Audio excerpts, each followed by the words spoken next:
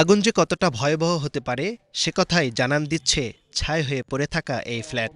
কয়লা হয়ে গেছে সব আসবাবপত্র। এই বাসাতেই থাকতেন জাকি ও তার স্ত্রী। ঘটনার দিন ভোরে প্রতিবেশীদের চিৎকার চেঁচামেচিতে ঘুম ভাঙে তাদের। দরজা খুলতেই কালো ধোঁয়ার কুণ্ডলী মুহূর্তেই গ্রাস করে ফেলে পুরো ফ্ল্যাট। জীবন বাঁচাতে দরজা বন্ধ করে বারান্দায় অবস্থান নেন এই দম্পতি। একসময় বেঁচে ফেরার আশাও ছেড়ে দিয়েছিলেন তারা। বন্ধ করলে শুধু ওই কথাগুলাই মনে পড়তেছে যে আমি কিভাবে ছিলাম, কিভাবে বের হয়েছি, মানুষগুলা কিভাবে চিৎকার করতে করতে মারা গেছে আমাদের। ঘুম থেকে উঠে দরজা খুলে দেখি যে অনেক স্মোক। তো আমার কাছে মনে হচ্ছে এই স্মোকে আমরা নিচে নামতে পারবো না।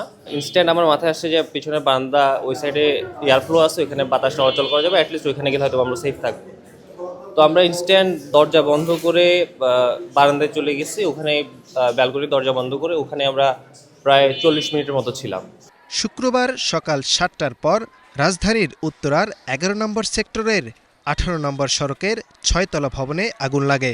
3 তলা থেকে আগুনের সূত্রপাত হলে 2 ও 3 তলা মিলিয়ে একটি বিলাসবহুল ডুপ্লেক্স অ্যাপার্টমেন্টের সম্পূর্ণ ছাই হয়ে যায়। আগুন লাগার পর ভবনের বাসিন্দাদের উদ্ধার করে ফায়ার সার্ভিস। ঘন কালো ধোঁয়া ও অক্সিজেন স্বল্পতায় ঘটনাস্থলেই মারা যান 6 জন। 3 তলায় আগুন লাগলেও ধোঁয়ার প্রভাবে 3 জনের মৃত্যু হয় 5 তলায়। অনেক বাসিন্দা ছাদে ওঠার চেষ্টা করলেও তা ছিল তালাবদ্ধ।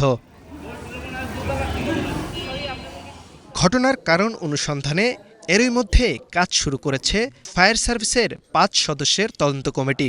তারা জানান, ভবনটিতে প্রয়োজনীয় অগ্নি নির্বাপন ব্যবস্থা না থাকায় আগুন ভয়াবহ রূপ নেয়।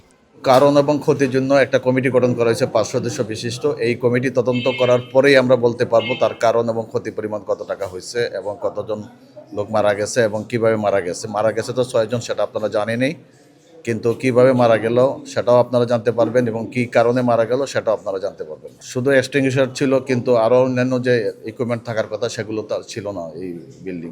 রেস্কিউয়ার যারা আমাদের ফায়ার ফাইটার উপরে উঠছিল, উপরে গিয়ে দেখছে 7টা তালা মারা, এবং আমরা লক কাটারের সাহায্যে তালাটা কেটে কিছু লোকজনকে আমরা উপরে ছাদে নিয়ে যাই। আতঙ্কিত বাসিন্দারা ইতিমধ্যেই ভবন ছেড়ে আশ্রয় নিয়েছে নিকট আত্মীয়দের বাসায়। Akhtaruzzaman, star news, Dhaka.